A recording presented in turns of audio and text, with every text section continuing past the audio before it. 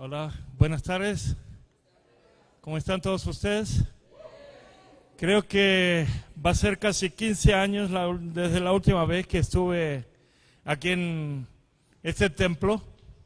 En aquel tiempo muy diferente y encontrarme con varias sorpresas en el día de hoy.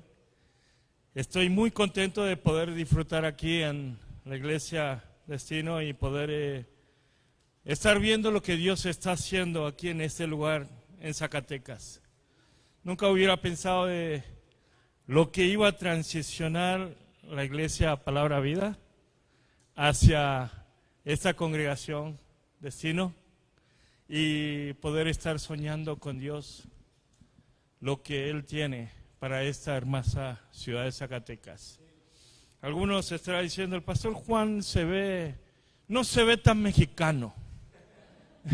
Y quizás algunos están tratando de adivinar qué acento está hablando el pastor Juan. Dios tiene un poco de sentido de humor. Aquí yo, tanto Gino, que está Gino, a ver si puede parar a saludar a la gente. Él es el secretario ejecutivo de Visión 800. Nosotros crecimos en la Argentina. Así que de vez en cuando se nos puede escapar un poco el che, el pibe. Y algunas otras palabritas por ahí que tratamos de no usar.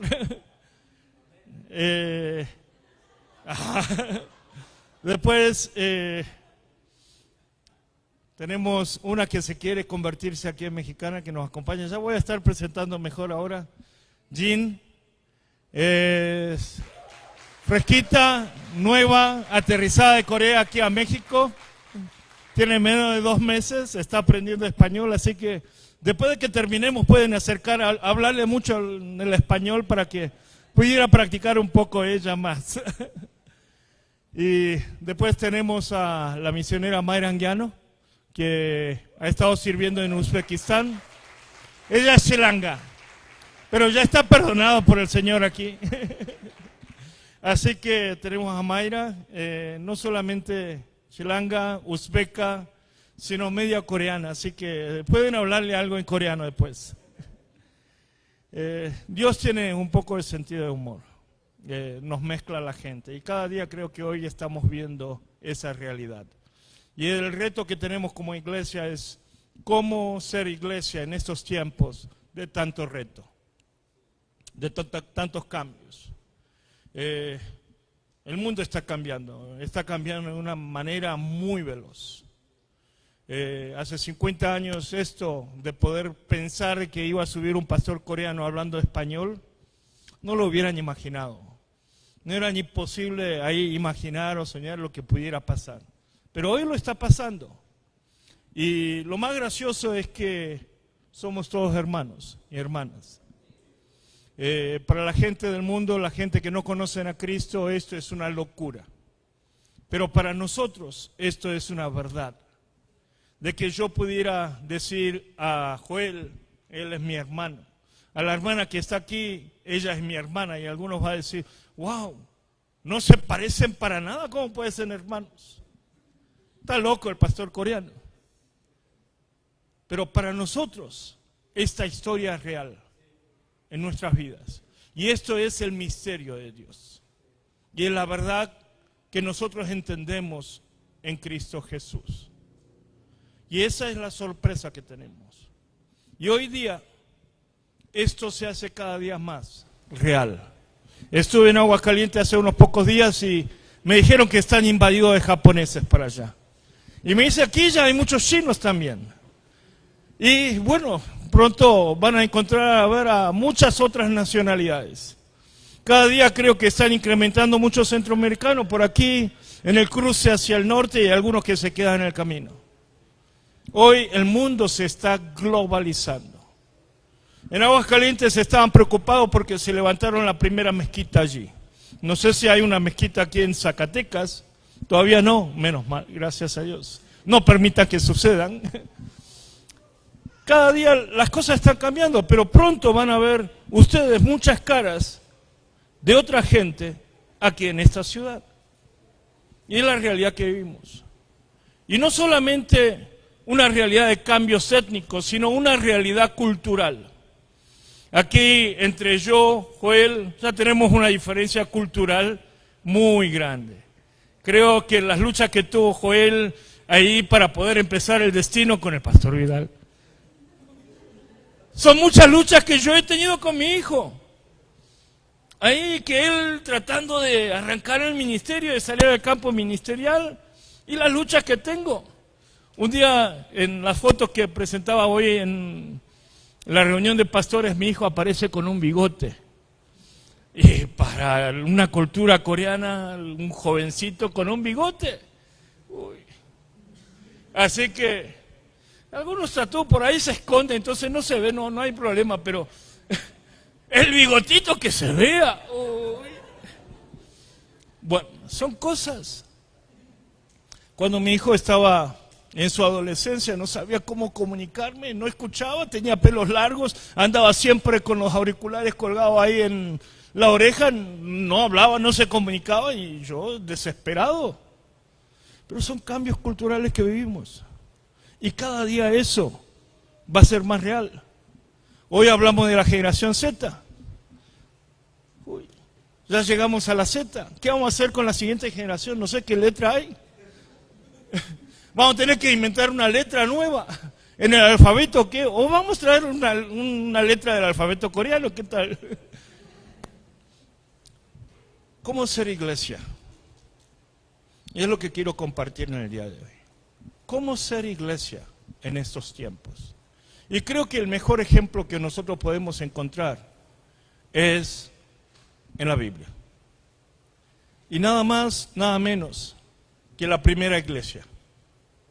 La iglesia de Jerusalén, del libro de los Hechos. La primera iglesia. Sí tuvo problemas. Después decimos, la iglesia de Jerusalén tuvo problemas y tuvo que nacer la iglesia de Antioquía. Mañana voy a predicar la iglesia de Antioquía aquí en Palabra de Vida. Así que paso de Jerusalén a Antioquía. Pero esta iglesia de Jerusalén fue como el prototipo.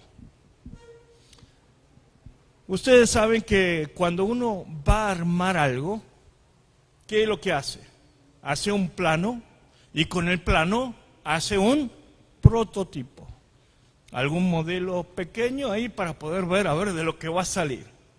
Los arquitectos son buenos para armar eso y de lo que va a salir como producto final, un edificio final. O también los que hacen diseño de coche. Yo estaba visitando el Art Center en Pasadena y ahí estaba lleno de dibujos de los coches del futuro. Y armaban no solamente en un dibujo, en una foto, sino un prototipo pequeño. Y ahí vi muchas fotos del futuro todavía. Entonces, en Hechos 2 encontramos con la primera iglesia, la iglesia de Jerusalén. Y quisiera que con el pasaje de hoy podamos entender un poco sobre esta iglesia. ¿Cuáles fueron las características principales de esta iglesia? ¿Y qué es lo que sucedió cuando esta iglesia nace por primera vez? Vamos a ir al libro de Hechos capítulo 2, versículos 43 al 47.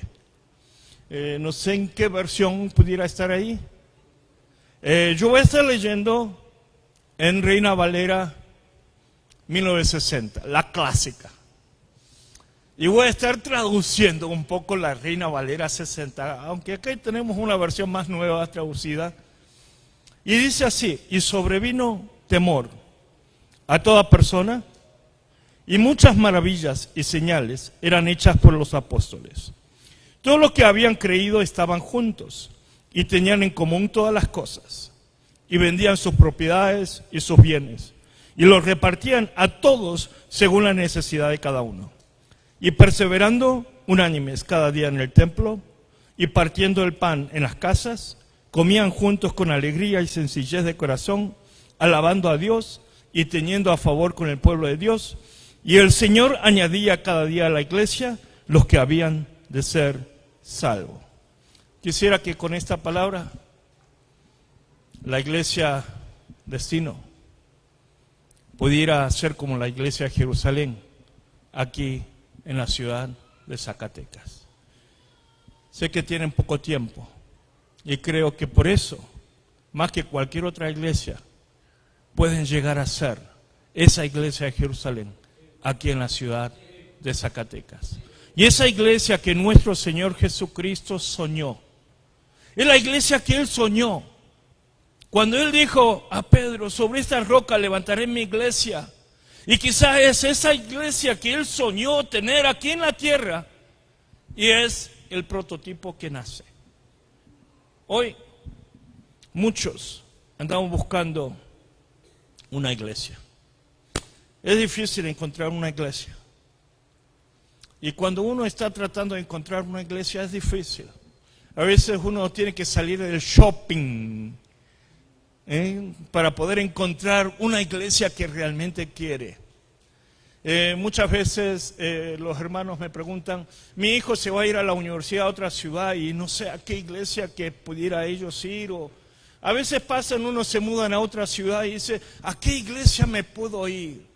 Y pregunta entonces a los pastores, a otras personas, referencias, a ver a dónde puede llegar a ir. Porque es importante encontrar una iglesia que te quede bien. Porque la iglesia al final y al cabo no es un templo, no es una institución, sino es una familia con lo que te vas a quedar. Y es una familia que te vas a quedar por un tiempo largo. Hoy el gran problema que tenemos es que cuando no le cae muy bien, dice me voy de la iglesia, voy a buscar otra. ¿Cómo puede ser? Si la iglesia es familia, usted no puede decir, bueno, mi familia no me gusta, así que me voy, dejo la familia, voy a buscar otra familia. Aunque te caiga mal, vas a tratar de llevar bien en la familia y hacer algo con la familia que Dios te dio. Hoy tenemos el problema porque aún en los matrimonios a veces dicen, ay, me caes mal, así que me divorcio.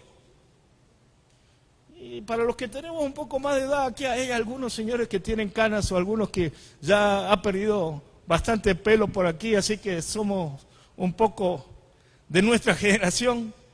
A veces para nosotros uno se casaba y ahí se quedaba hasta el día que la muerte nos separe. Nos guste, no nos guste, ahí estábamos. La iglesia es una familia. Y es muy importante lo que la familia es. Ahora, ¿qué tipo de iglesia era esta primera iglesia de Jerusalén? ¿Qué es lo que sucedió cuando la gente vieron a esta iglesia? Dice en el versículo 43, todos tenían, ¿qué? Temor. No sé en la versión que le pasaron qué traducción le pone, pero en la nueva versión internacional, bueno, aquí un profundo temor reverente viene. Está como en la Reina Valera. En la nueva versión traduce un poco diferente. Y dice, todos estaban asombrados. ¿Qué es lo que sucedió? Todos estaban, ¿qué? Asombrados. La Reina Valera traduce, tenían temor. La nueva versión internacional traduce asombro. ¿Qué es lo que pasa aquí? ¿Es temor o es asombro? Vamos a tratar de pensar un poco qué palabra realmente es. La palabra en griego que usan es la palabra phobos. De ahí viene la palabra fobia. Significa miedo, temor. La cosa es que la palabra temor, tener miedo, tiene dos tipos de connotación de significado. Uno es temor y asombro. Las dos son traducciones reales. Uno, temor. El temor viene del miedo. Uno llega a tener miedo de algo, que le pasa algo malo, y llega a sentirse ¿qué? Temor. Teme a algo, porque la seguridad está en peligro. En la profundidad de todo esto está una de las emociones principales de lo que nosotros sentimos temor, y es el rechazo. El sentir rechazado de algo y nos produce ¿qué? temor, un miedo. Pero hay un segundo significado de la palabra tener temor. Es la palabra asombro. Uno queda asombrado cuando algo llega a suceder, algo desconocido. Pero sin embargo, a pesar de lo que algo desconocido, algo que no lo tengo, llega a pasar, la gente que vive en la misma situación de vida, en la misma realidad, en el mismo espacio, no reacciona tal como yo reacciono. Y reaccionan como que vivieran en un mundo muy diferente. Es normal que todos tendrían que tener ¿qué? Un miedo, pero reacciona diferente. ¿Está pasando algo? Una situación crítica. Yo estuve en Ciudad Juárez por 9 años y tuvimos la guerra contra el narco, y está la guerra contra el narcotráfico, y hay un miedo, hay un temor de toda la gente por la situación que sucede, pero hay un grupo de personas que caminan por la ciudad como nada sucediere. Y no le tienen miedo a nada. Y la gente pregunta, ¿qué le pasa a ellos? ¿Por qué no tienen miedo? ¿Qué es lo que le está pasando? Y entonces, ¿qué le pasan? Quedan asombrados. En inglés se traduce oh. ¿Y de ahí viene qué palabra? Awesome. Significa maravilloso. Y tal como la palabra en inglés dice, oh, wow. ¿Qué es lo que le pasa? La reacción que tuvieron la gente con la primera iglesia fue, oh, ¿qué le pasa a esa gente? Esa gente que se convirtieron a aquel Jesús de Nazaret, aquel Jesús de Galilea. ¿Qué le pasa? Jesús murió. Y nosotros lo vimos que Él murió en la cruz. Pero sin embargo, esta persona, esta gente que le seguía, se empiezan a reunir y todos estaban atemorizados, escondidos, de que le pudieran encontrar, le pudieran agarrar. Y de repente, ¿qué? Aparece en el aire, no le temen a nada, no le tienen miedo a nada. Y la gente dice, wow, ¿qué le pasa? En Argentina le decimos a veces, ¿qué le picó?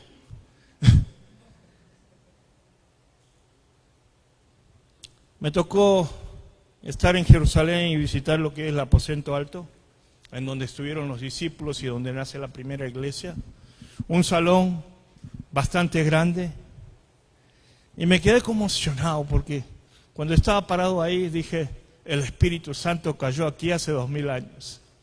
Bueno, ahora fui por la segunda vez y me dijeron, bueno, el verdadero edificio de hace 2000 años ya no existe, esto se edificó más tarde, así que lo que yo sentí aquí en este mismo lugar, pero era el mismo espacio al menos.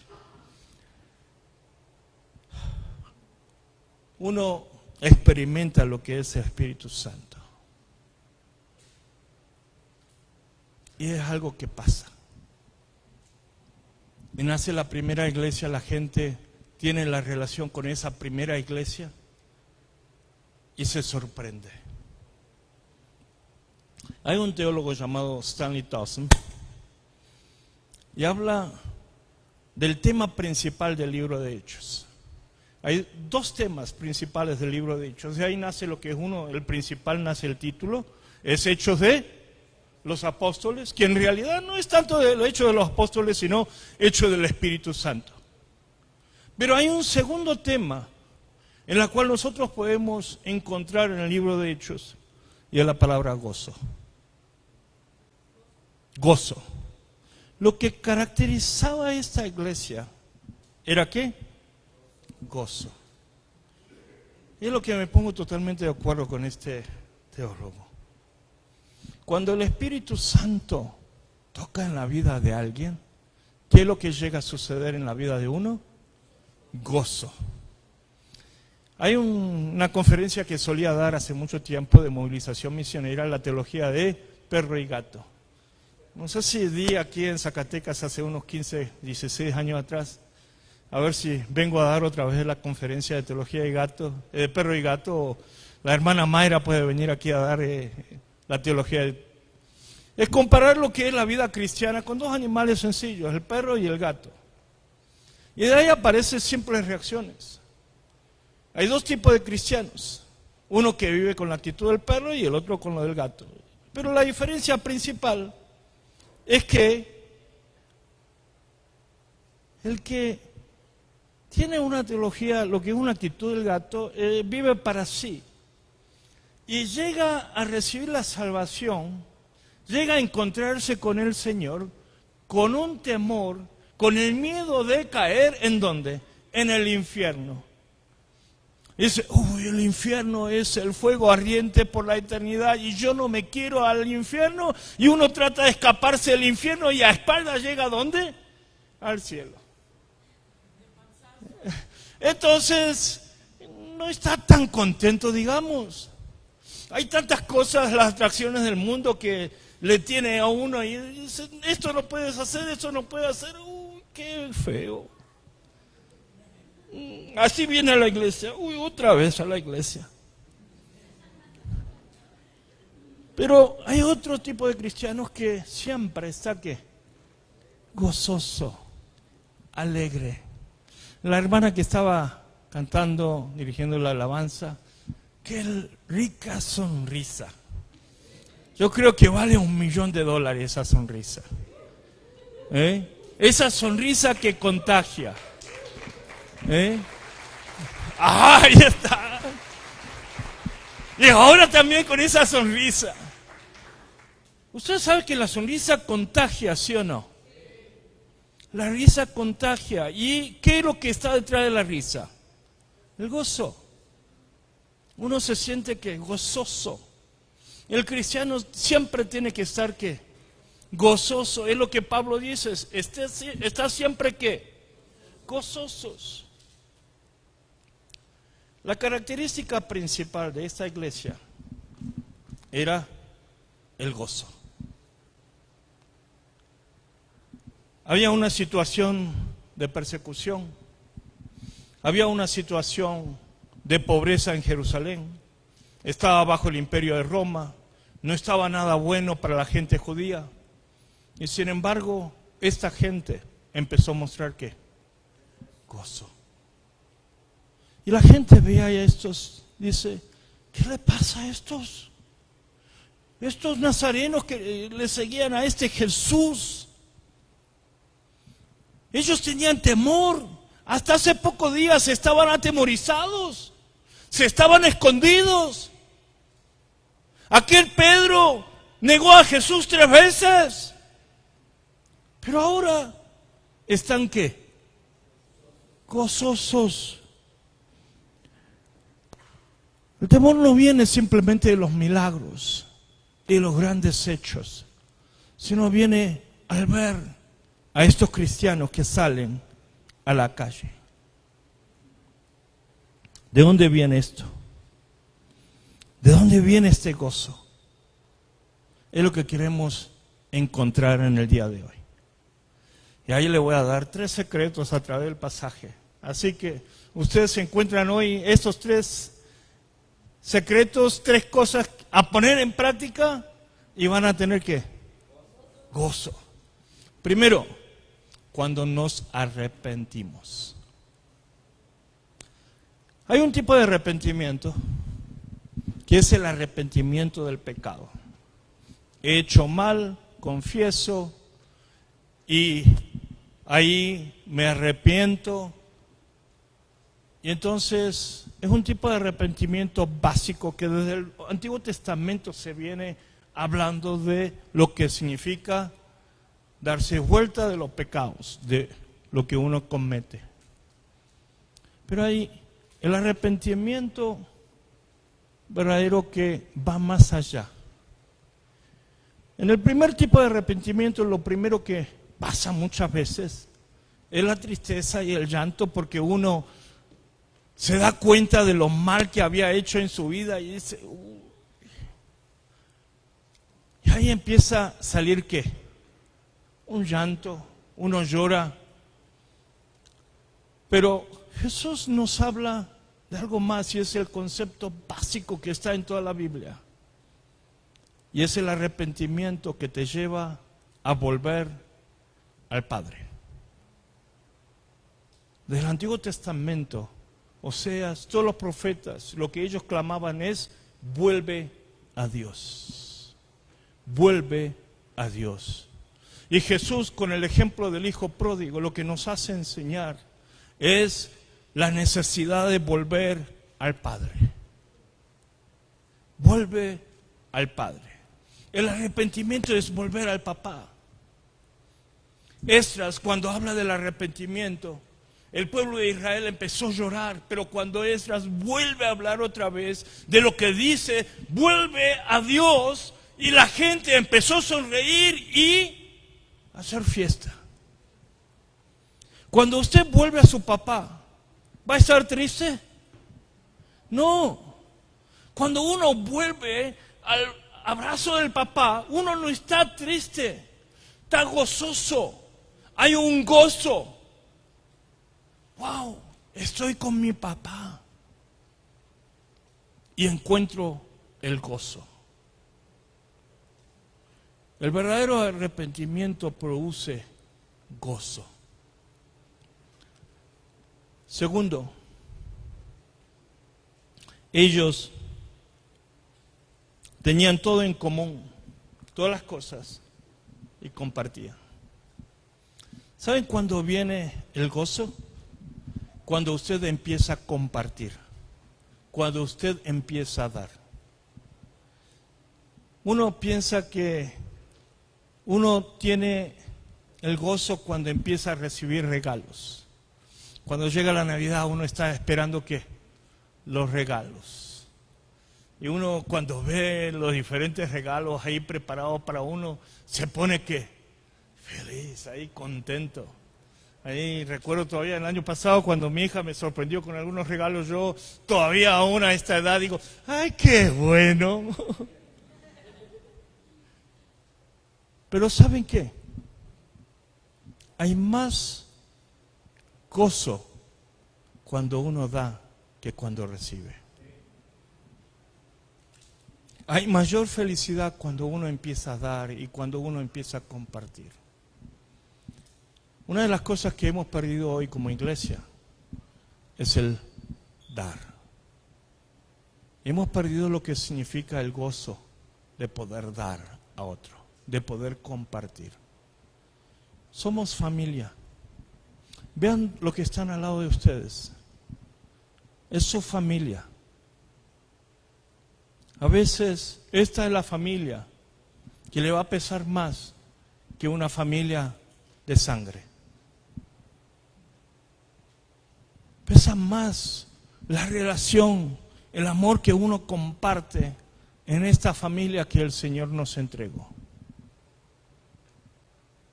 Y es increíble. Y cuando nosotros empezamos a dar, usted va a empezar a tener un gozo enorme. El gran problema que hemos tenido nosotros al dar es que cuando dábamos algo siempre poníamos condiciones. Nuestro dar era condicional. Yo te doy esto, a ver qué me das tú. Ahora el matrimonio parece hoy en día que es tan egoísta donde te voy a dar esto, a ver qué me das. Y aún cuando salimos a evangelizar a la gente, le damos a la gente con una condición. Y es por eso que la iglesia se parece tan hipócrita. Porque a veces le decimos a la gente pobre, te voy a dar un pan. Pobrecito, tenés hambre, aquí te doy el pan. ¿Quieres otro pan? Vente a la iglesia mañana.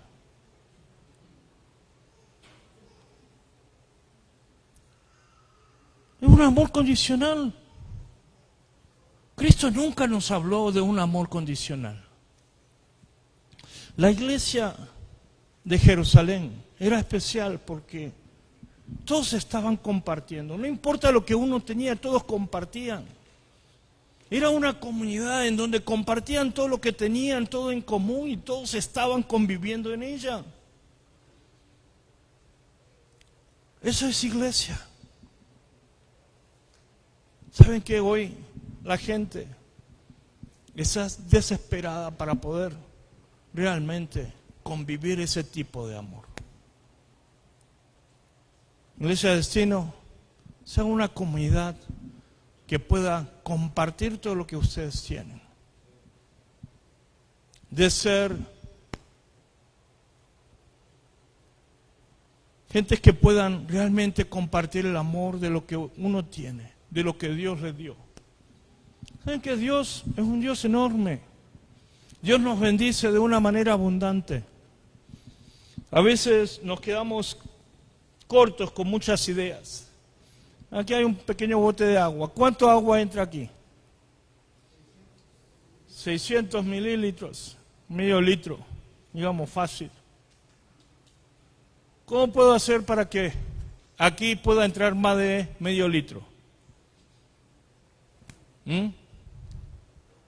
¿Cómo puedo hacer para meter más de medio litro de agua aquí? Hasta ahora, muchos predicadores nos decían, preparen un tanque grande para recibir la bendición de Dios. No, yo le quiero decir otra cosa, eso no es una verdad de Dios. Hagan un agujero aquí y pongan un tubo.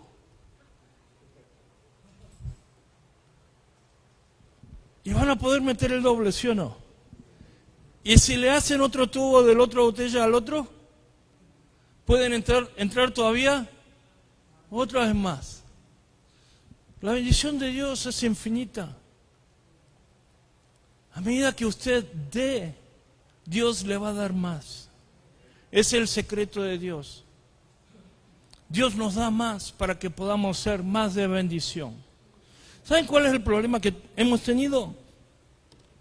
Wow, el amor que Dios me da es tan bueno. Yo me lo quedo solamente para mí. Yo me quedo para mí. No te lo voy a dar. ¿Saben qué? Aunque el agua que lo metamos aquí sea un agua pura, si uno lo deja ahí un mes, un año, ¿qué pasa? Se pudre, se echa a perder, de nada sirve. El amor de Dios es bueno, pero si te queda solamente para ti, de nada sirve.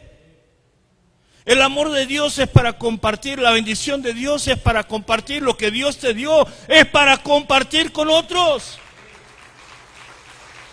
¿Saben por qué la iglesia primitiva era tan bendecida? ¿Saben por qué los números incrementaban? Porque ellos estaban compartiendo todo lo que Dios estaba poniendo en sus manos. Tercero,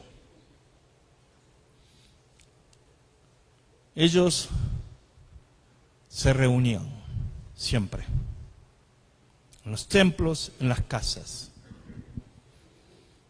Una familia cuando se quiere, se reúne. Yo me casé con mi esposa en una velocidad muy rápida. Nos conocimos en un 5 de agosto, nos comprometimos en el día 26 y nos casamos el 15 de diciembre. En 4 meses nos casamos. Ahí se ríe Julio, está esperando la boda ya. Perdón, Cristian. Y en esos 4 meses nos vimos todos los días. Yo tenía mi empresa, tenía mi oficina, y al mediodía, en tiempo de comida, que tenía como una hora, hora y media, digo, tengo una hora, tengo para poder ir ahí, para poder verle, dar un beso, un abrazo, y me vengo a la oficina otra vez y me iba. Todos los días. Cuando uno se quieren verse ¿qué? Seguido. Cuando una familia se quiere, se ven y se ven.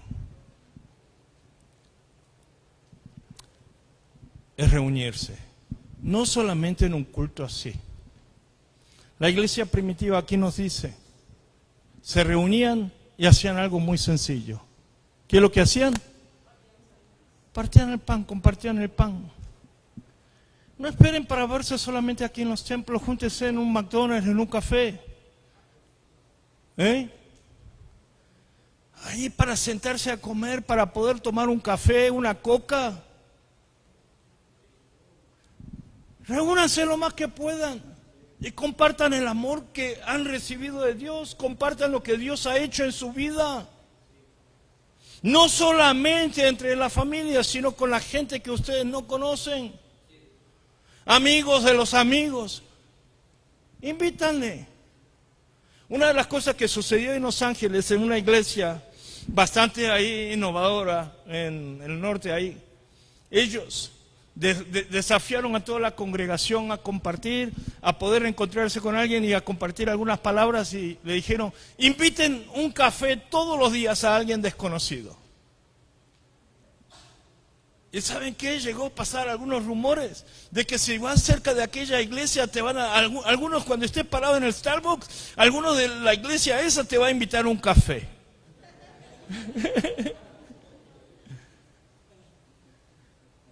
Simplemente compartir, convivir y hablar del amor de Dios. Es importante convivir de los que están aquí, pero aún con gentes que están afuera. ¿Qué va a pasar?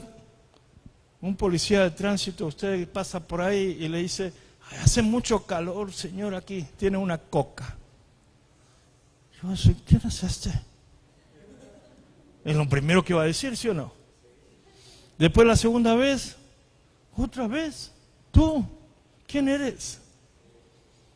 Ahí yo soy de aquella iglesia aquí y ahí vi que usted está parado y aquí le tengo la Coca-Cola en este día de calor.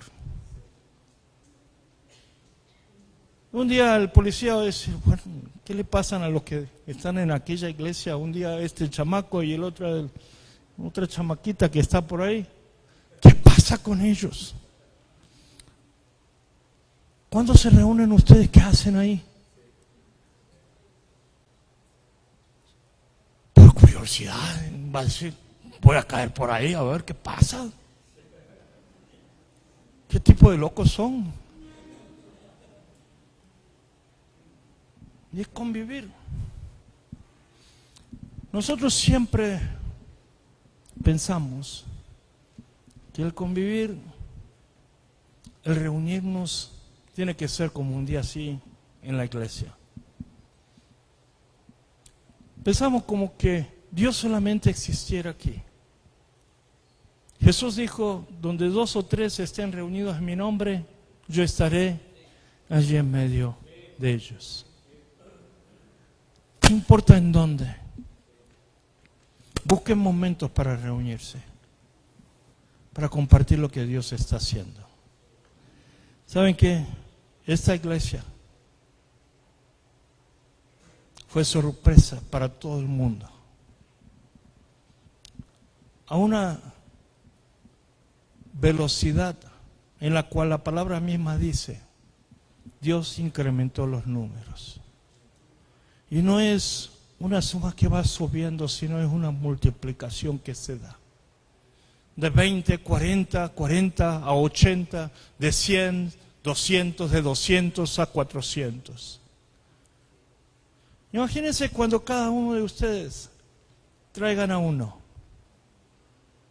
Ya aquí no va a caber. Van a tener que salir afuera. O van a tener que armar 10, 15, 20 iglesias. El pastor Joel va a tener que salir a predicar a 20 iglesias. O si no, van a tener que levantar otros 20 pastores. La iglesia de Jerusalén, a pesar de que fue una iglesia local, hacia adentro, en lo cual Dios trae una persecución y Dios lleva al pueblo de Israel a entender lo que es el llamado misionero. Porque el amor de Dios no es solamente para Jerusalén, sino para Judea, Samaria y los confines de la tierra. Y tuvo que llevar la siguiente historia, la versión beta, de la iglesia de Jerusalén, la iglesia de Antioquía. Pero esta iglesia de Jerusalén fue el prototipo en lo que mostró lo que significa ser una comunidad, una familia en Cristo Jesús. Sí, hay una misión en la que nosotros debemos cumplir, y es poder alcanzar lo que es Judea, Samaria y los confines de la tierra. Pero, iglesia, les quiero decir, sean la iglesia de Jerusalén. Hoy la gente los necesita. La gente realmente necesita. Necesitan ver una iglesia que sea iglesia. Una iglesia que realmente la gente pudiera decir, wow, esa es la iglesia. Hoy, esa necesidad está llena allá afuera. Hay tanta gente en búsqueda de algo. Más en estos tiempos posmodernos. Esa búsqueda es enorme. Y ustedes van a poder encontrar gente que está alrededor de ustedes buscando respuestas. Esperemos que esta iglesia sea esa iglesia que le pueda dar respuestas a todos ellos a través de Jesucristo. Recuerden, arrepentimiento, dar y reunirse. Dios les bendiga.